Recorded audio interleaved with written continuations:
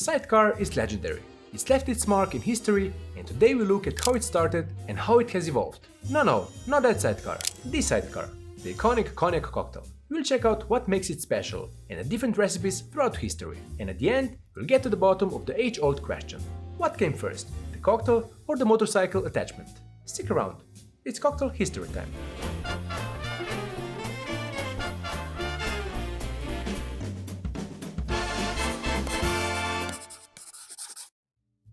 Sidecar in its core is a daisy cocktail, made with cognac, lemon juice and orange liqueur. Using this as a sweetener in the place of simple syrup is what makes it different from a classic sour cocktail. Sidecar is also often served with a sugared rim, and like many classic cocktails, it has a fuzzy history. By most accounts, it was invented around the end of World War I, in either London or Paris, with the famous Swiss hotel in Paris claiming the origin of the drink. Some say it was named after a motorcycle sidecar, as a reference to a patron who would arrive at a bar in a sidecar and order this drink. But that would answer the question from our intro way too quickly into the episode. So let's also throw the idea that it might have been named after its unique presentation. Sometimes only one side of the glass would be rimmed with sugar.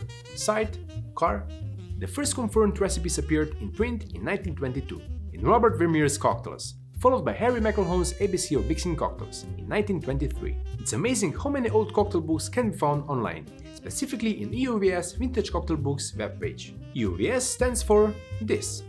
From the first cocktail book by Jerry Thomas in 1862 to some 100 years later, almost all cocktail books can be found and read here, but some information found there might not be 100% accurate. For example, the Sidecar cocktail appears in the book titled 101 Drinks and How to Mix Them by an unknown author. The recipe calls for 3 parts French brandy, 2 parts Control, 1 part lemon juice, and to shake it with plenty of fine ice. That's all fine, but the website claims the release year of the book was 1910, which is more than 10 years before it appears anywhere else.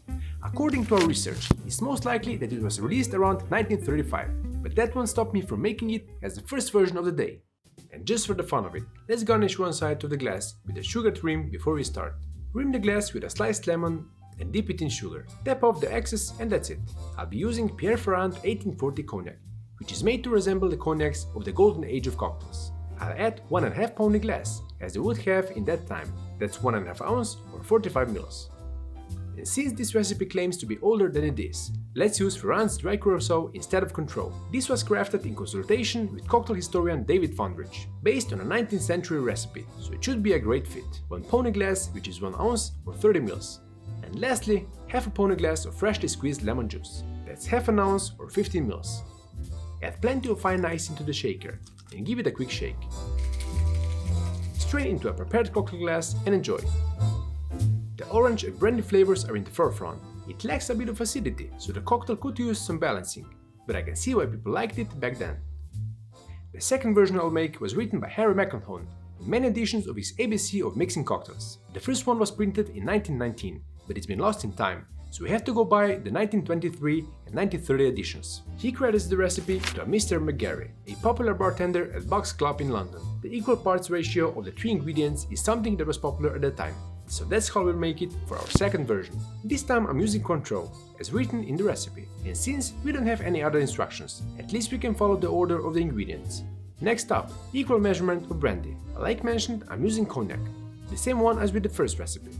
And lastly, freshly squeezed lemon juice. I used 30 ml or 1 ounce of all the ingredients. Shake hard with ice to chill and dilute. Then double strain into a stamped glass. This time it's rimmed all the way around with sugar. Cheers! This version is citrus forward all the way from the aroma to the taste, with a higher amount of lemon and less of the spirit, really making it a bright cocktail, but also one that would need to be balanced, by more than just sugar on the rim. Before I show you how to make my all-French version of this classic, I think it's worth mentioning a Sidecar version that's widely regarded as a modern standard. This recipe is not focused on specific bottles, but more on the balance of all ingredients, which we mentioned a few times today. So while I'm starting with 2 ounces or 60 ml of Remy Martin 1738, feel free to try this with other cognacs. Same goes for the liqueur. I'm adding 3/4 of an ounce or 22.5 ml of Grand Marnier. But this brandy-based orange-flavored liqueur is far from being the only option. For the acidity, we are staying with the classic lemon juice, 3/4 of an ounce or 22.5 ml, same as orange liqueur. And very importantly, to balance the cocktail evenly, 1 bar spoon of rich demerara syrup. This is added instead of adding sugar to the rim. I'm also adding 2 drops of saline solution to boost all the flavors. Add ice and shake as before, then double strain into a chilled coupe glass. For garnish, express an orange peel and place the peel over the top of the glass. With that, it will have a delightful aroma of cognac and orange peel. This is the booziest of the bunch, but it has a nice harmony of cognac and orange liqueur. On the finish, there's a subtle burnt sugar note that lingers. This is a sidecar as it should be.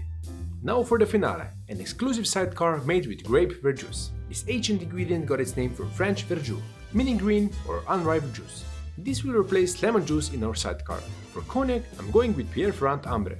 But like before, we are also adding a small amount of sweetness. Saline solution is a cocktail time staple by now. Start with a chilled shaker before adding the ingredients, while the stand glass is already chilling in the freezer. First up, 1.5 ounce or 45 ml of cognac. This one has a nice floral note that will pair well with verjuice. Follow that with 3/4 ounce or 22.5 ml of dry curacao. This one will really let our cognac shine. Then add an equal amount of grape verjuice, 3/4 ounce or 22.5 ml. I made this about a month ago and stored it in the freezer. For sweetness, just 1 bar spoon of gum syrup will be enough. It will also add a subtle silky mouthfeel. And lastly, 2 drops of saline solution. Drain the water from the ice, add the cocktail and shake hard to properly chill and dilute. Then double strain into a well-chilled coupe glass. For garnish, cut a small circle from an orange peel, express the essential oils over the cocktail, and place the peel on the top. Beautiful. The brandy-forward aroma promises a balanced cocktail. Orange complements it nicely, and despite the absence of lemon, it's not missing anything. Brandy's fruity and spicy notes make it an easy sipper, with a subtle floral undertone. With that, you've made it to the bottom of the glass. Chapeau! And it's time to answer the question that's been burning away at you since the start of the episode. What came first, the cocktail or the transportation device?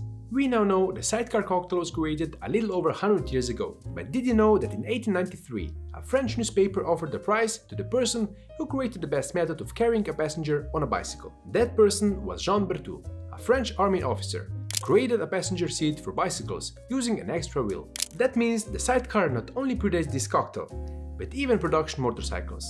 Who knew? Now, back to something we know. We have amazing supporters who help us create this show, and the biggest supporters get a place on our wall of fame. Bo Yin became our top tier patron, so he'll be a part of our set, with his very own brick inside the cocktail time clock. Thank you for the support. So there you have it. For more cocktail history, click here. Until next time, cheers, friends of cocktails.